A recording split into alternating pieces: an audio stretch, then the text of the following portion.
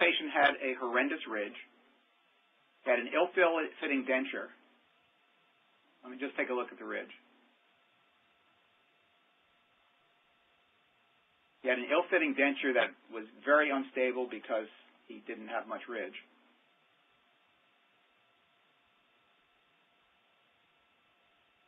Here's a pan of the ridge. He had a couple of cuspids that were left in way too long. So basically, planning this case, I found 3 islands of bone that I could use. So I placed implants. I placed this one first, then paralleled off of that one and placed one here and one here.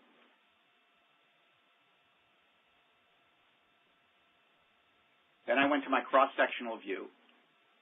Again, on these overdenture cases, as most of you know, it's very important that the implant be centered in the soft tissue ridge.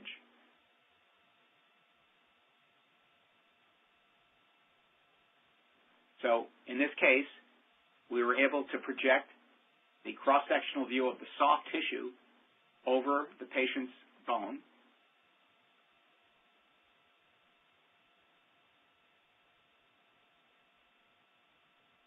And then place the implant such that the implant is coming through the peak of the soft tissue ridge. This is number 24 site.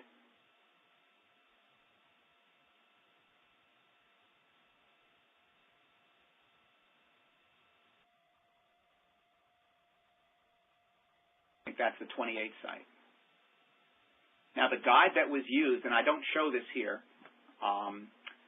we use 3 bone screws to secure this guide. And the bone screw positions are planned exactly the way the same as the implants are planned. So we did put a bone screw right through here, horizontally.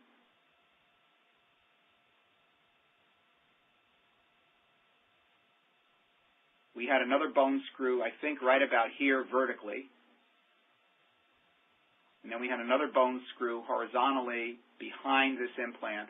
And again, you could see why the bone screws have to be planned, because he did not have much ridge and the mental foramen is there. So if you just place screws anywhere, you would have a chance of getting in trouble. So bone screw was placed, I think, right through here. And then, of course, you can look at the ridge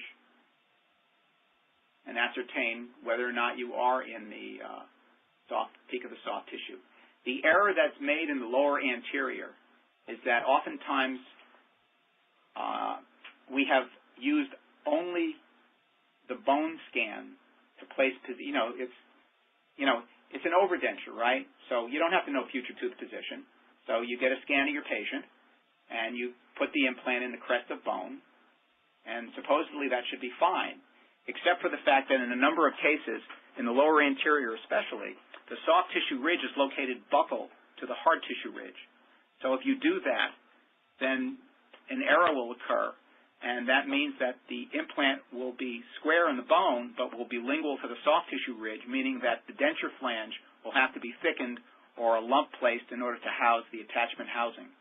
So by being able to visualize the soft tissue outline at the same time that you see the bone outline, obviously is the necessary data in order to plan these cases correctly. Okay. This is that patient's ridge. As you can see, it's a severely compromised ridge. In this case, again, I placed the tube guide. I just placed it. I didn't fasten it. And I developed bleeding points because this case was done flapped.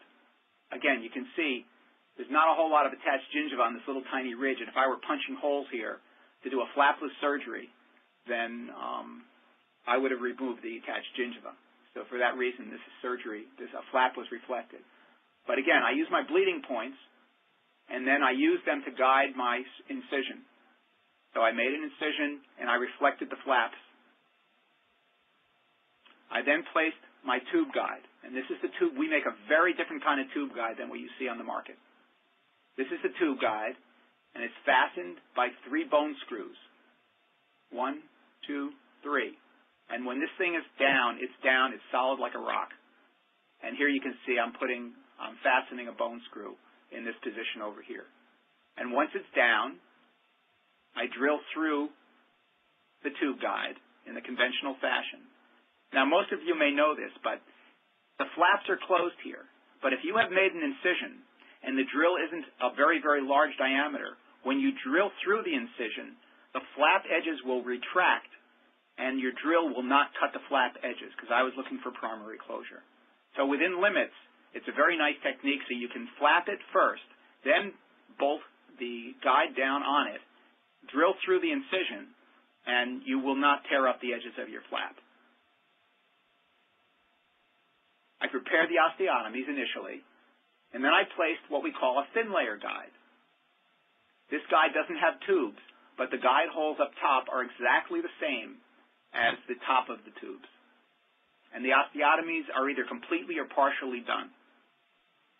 In one position, I completed the osteotomy using the ThinLayer guide because I wanted to see exactly where I was. The bone was higher on the lingual than it was on the buccal, and I wanted to determine by vision exactly where I would be. I then used the guide to center my implant driver. Again, the whole buccal of this thing is open. I can reflect these flaps and I can see what I'm doing.